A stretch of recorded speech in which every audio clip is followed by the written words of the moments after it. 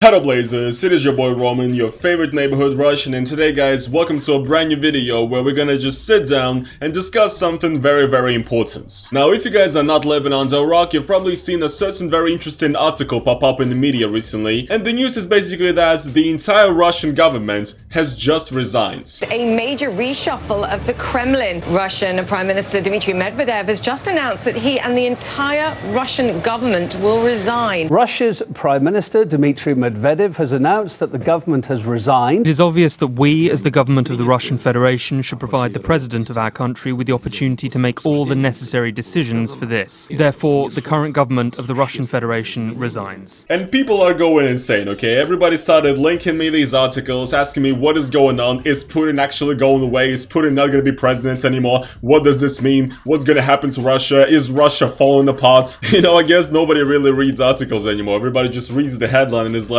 oh my god. Well, I'm not gonna complain, because if everybody read articles, then I would be out of a job, right? Because now I have this video to tell you guys what actually is going on in Russia. Okay, so the Russian government has resigned. What does this mean? First of all, when talking about a government, you need to understand that the president and the government are two separate things. So, no, Putin is not going anywhere, okay? I'm going to disappoint you, or perhaps, you know, make you happy, I don't know. So what actually is going on is that Putin is trying to implement some new changes into the Russian constitution, some of which we're going to talk about. Some of them are pretty good, and some of them are actually worrying. Second of all, the Russian Prime Minister Dmitry Medvedev is actually going away from his post, and we're probably gonna have a new one very soon. And the third thing that's gonna happen is that basically the Russian government, meaning a bunch of ministers, are going to resign, and they're probably going to be appointed some new positions. Well, we're going to be talking about it in more detail. So yes, you need to understand, this is not any internal turmoil in the country, right? We're not having a revolution or anything like that. There's not going to be a real new government. There is going to be a new government, which is basically going to be comprised of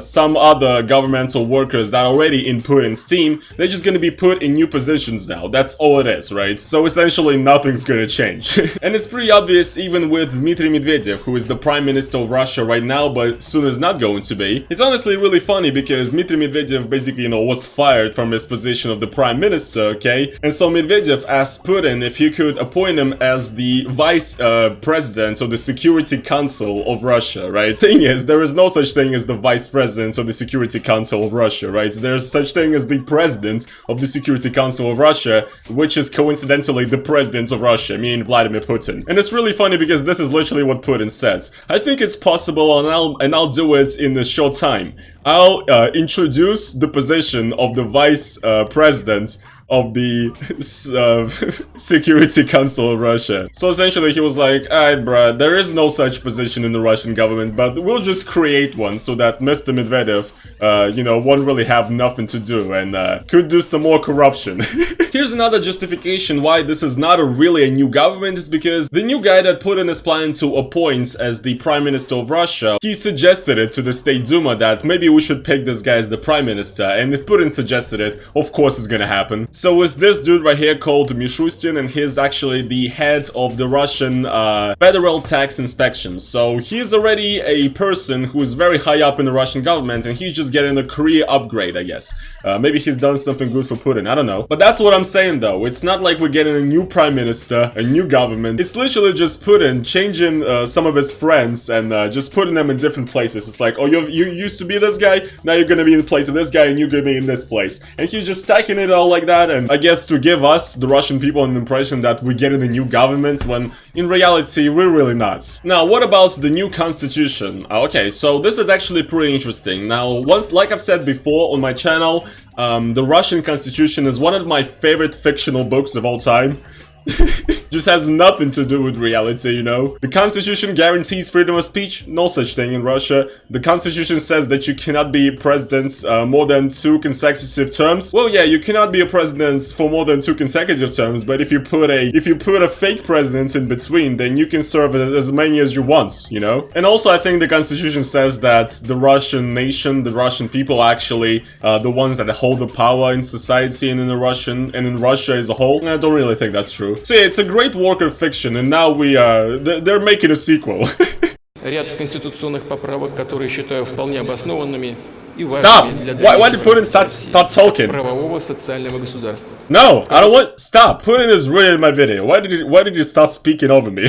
So regarding the constitution, there's some changes. There's a lot of changes actually, but I want to only go over a select few because some of them are not as relevant. They are very much relevant, but probably not as interesting to you guys and won't really affect the lives of regular Russians, I guess. Well, first of all, this is not directly affecting Russians, but it kind of is, you know, because Putin is essentially given the president or himself, you know, the person in the position of the president, more power. For example, Putin wants to change the process of appointing a prime minister before actually the Russian State Duma would actually provide the candidates for the prime minister, and then Putin would have to approve it. The president would have to approve it. Now it's actually the other way around. Putin will be the one who's gonna appoint a prime minister, and the State Duma has to agree or disagree. Which, come on, they will agree. This is actually a point that I do like. Putin said that local governments, you know, in regions of Russia must have more power and they must have more resources to, like, you know, do whatever they do and not just send out everything to Moscow and stuff like that. So I do like that, but it's very vague. Nobody really knows what it means. It might be just populism, and populism is something that Putin really loves. So this is actually really interesting. This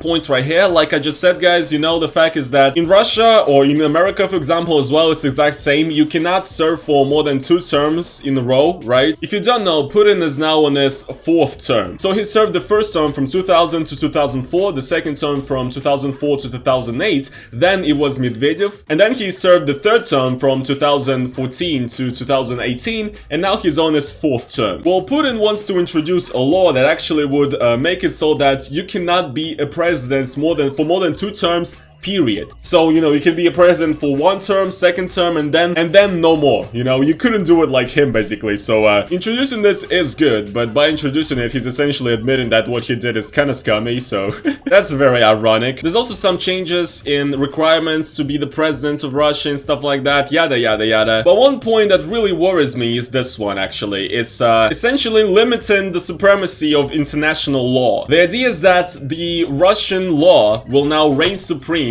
over any other international law or any decisions of the European courts. And this, in my opinion, is big yikes right here, because if you guys don't know, the Russian court is not the most fair court in the world, you know? For example, oppositional candidates like Navalny are constantly getting fake, fabricated criminal cases against them in order to basically stop them in their tracks and just put them to jail. And a bunch of oppositional figures have been jailed over the years in Russia. But there is one thing that you could always rely on, is that in case if you think that your trial and, you know, your conviction is not justified and you've been jailed for nothing, for no reason whatsoever, you can actually try and appeal it in the European Court of Human Rights. And very often the European Court of Human Rights actually considers the decisions of the Russian courts fraudulent, unfair, not based on anything. And by law, the Russian government has to comply with the decision of the European Court of Human Rights and free that person if the European Court of Human Rights considers that that's the right thing to do. But the thing is that this has not been the case for the past few years. The Russian court is basically ignoring the decisions of the European Court of Human Rights, and now with this new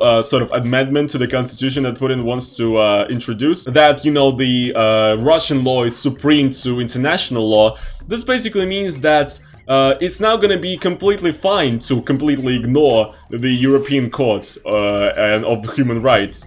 So it means that it's going to be basically easier to jail people for, you know, not liking the government. Which is scary. This one is, you know, the worst point in the entire sort of plan of amendments. And yeah, it's pretty fucked up. Now, in order for this entire new constitution to actually pass and to become a thing, what needs to happen is that there needs to be a referendum in Russia, so the people need to vote whether they like it or not, whether they like the new constitution or not. But I'm sure that the Russian government will take all the measures they need to make sure that people vote yes. It's not a problem for Russia to fake elections and to force people to vote for certain candidates. You know, like, I'm not talking out of my ass either right now. Like, actually, my mom at her workplace has been forced to vote for certain candidates. So this new constitution, it's gonna pass, and, you know, we're gonna be enjoying even less freedom in Russia. So yeah guys, like that's really it. That's all I have to say in today's video. The Russian government did resign, but the meaning of it is a lot different than you guys probably expected. So I hope I gave you guys some context in this video, some more understanding of what is actually going on. And if you guys did enjoy today's video, please make sure to slap the like button on it. And as well guys, if you want to support my channel, make sure to go over down in the description to my Patreon link, donate to it. I gladly appreciate it. It really helps me out a lot. And yeah guys, thank you so much for watching today's video again, and I will see you guys in the next one. Peace.